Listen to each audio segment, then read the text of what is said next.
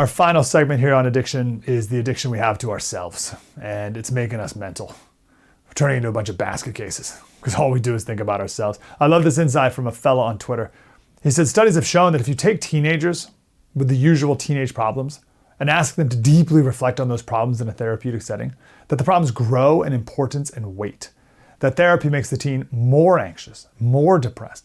The type of self-focus obliterates scale, and the problems grow exponentially. It's just me. Worse still, the usual problems don't have solutions. Not really. They're all solved by growing up, which is of no use to a teenager who's hyper-fixating. I think that's very insightful. The modern world, however, tells kids, and all of us, to get more into yourself. When in reality, you gotta get out of yourself. You gotta get out. Literally outside, like go see the horizon. There's science about that too. Go be in nature, see the horizon. But also, because that brings you back to scale, where you're not the center of the universe anymore. But you gotta go serve other people. And of course, our modern world tells people to do the opposite. Right? The world says you need more self-reflection. No, you don't. You need to go do something productive. And the modern world says nothing is your fault. It's always someone else's fault too, right? But let me go here. I saw this really interesting video. Freya India is her name. She has a book called Girls. She's 26, so she's younger and she's wise. And she's looking at the younger generations, particularly with girls, who have medicalized everything. They've medicalized everything about their personality. And her thesis is that in a therapeutic culture, every personality trait becomes a problem to be solved. Here she is. I think it gives the comfort religion gives and the consolation of you see young women on TikTok saying things like they won't pray to God, but they'll give a request to the universe and have faith in that. Yeah. And so I think it gives all the comfort of religion, but it takes away the inconvenient parts. So any actual demands on you or kind of restrictions on your freedom or anything like that. Being held to standards of behavior, Yeah. etc. So it has what women are craving in modern life, I think, which is belonging and security in something and faith in something, but it's a much easier version of religion. Slippery religion. Yeah. How many of these girls are in therapy, do you think? A lot. There was a study recently showing 32% of all 12 to 17-year-olds in America have either had therapy, been on medication, or had some kind of treatment in 2023. Over a single year, one third. Which is insane. And I was talking to someone about that statistic and they were like, oh, that's great. That's amazing. And I was thinking, that's a bleak statistic. So yeah, I think there's the girls that are in therapy, which is a lot. But then there's also the girls who are just living in therapy culture. So it's just, they scroll through Instagram and it's all about attachment styles, trauma. They go on TikTok and it's like a trauma-informed therapist telling them red flags they should watch out for and stuff. It's just there's the actual therapy, which I'm sure there's useful therapists, but there's also just this culture, which is just the world that they're swimming in. And my addition to this, my thesis is that it's just telling girls in particular, but all of us, to just be more about you. Think about you always, constantly, all the time. Stew in your heart and your brain constantly about you. She makes the point that some people will say young people make their disorders their whole personality. And she says it's worse than that. They're being taught that their normal personality is a disorder. She says, according to a survey from 2 years ago, 72% of Gen Z girls say that mental health challenges are an important part of my identity.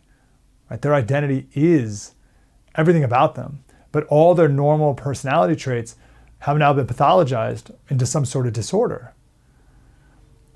Because that gives people an excuse to think more about me. Because that's our human nature to want to do that. That's our selfish, narcissistic human nature. And now we have an excuse to do that because it's to benefit my mental health. But all personalities are now disorders, right? There's no generous people anymore, only people pleasers. There's no one who wears their heart on their sleeve. It's the anxiously attached or codependent. There's no longer hard workers, only the traumatized, the insecure overachievers, the neurotically ambitious.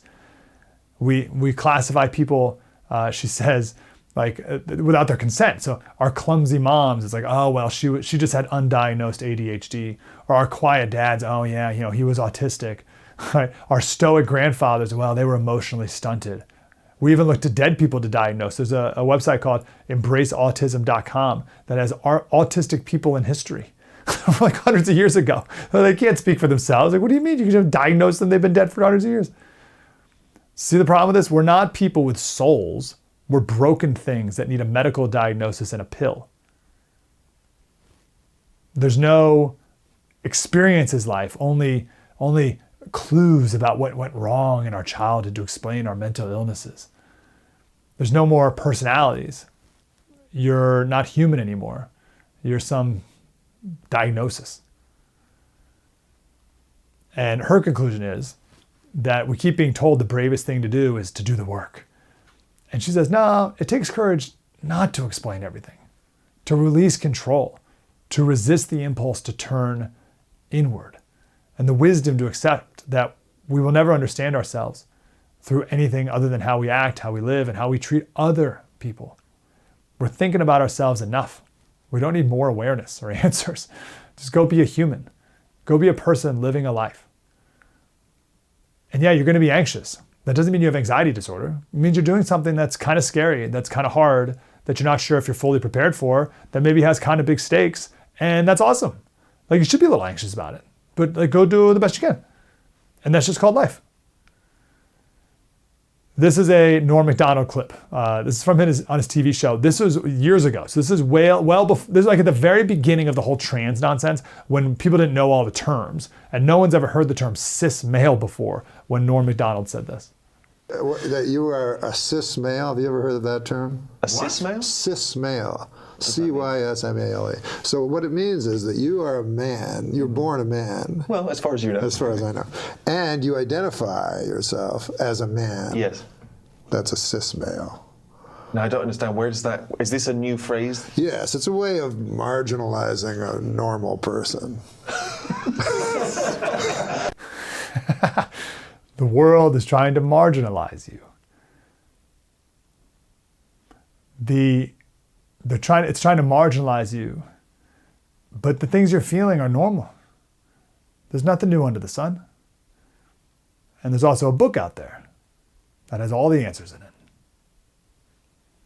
Politics by Faith is the name of our podcast. Anywhere you listen to podcasts, you can download it. We take the news of the day and we run it through a biblical filter, try to make sense of the world. Actually, it really started because I felt the people and I was getting addicted to politics. And politics can be good, but it's not something you should be addicted to. You'll never be saved by politics. So that's why we took politics and used it as a springboard to talk about some biblical truths instead. That was the genesis of the podcast, and we still do that everywhere you listen to your podcast. Politics by Faith is the name of that show. Mike Slater, The First TV, spread the word.